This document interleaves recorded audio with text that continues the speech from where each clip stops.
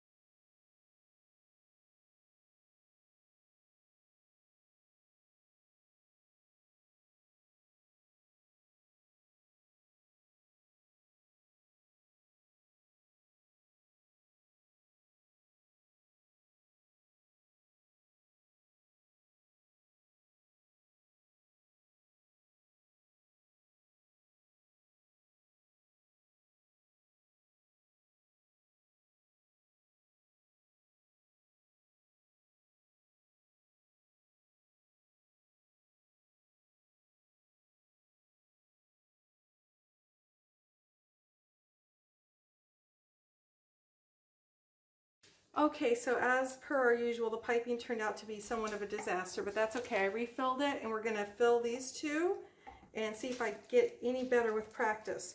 The consistency is kind of light and airy. I don't want to say that though, because each of these weighs a little over 8 now. So we'll be keeping it. It's pretty nice. It's good. It's actually better than the foaming bath with the real light one. It's kind of in the middle between that and Stephenson's, if that makes any sense. So what we'll do is we'll go ahead and hope this doesn't burst out of the bag.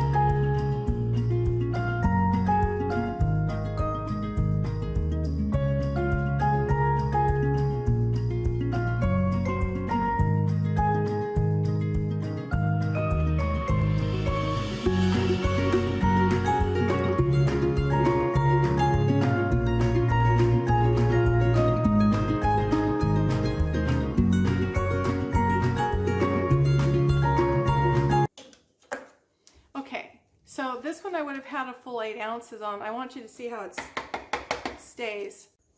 Okay, so we're done and we have the labels on them, and so we used the same label.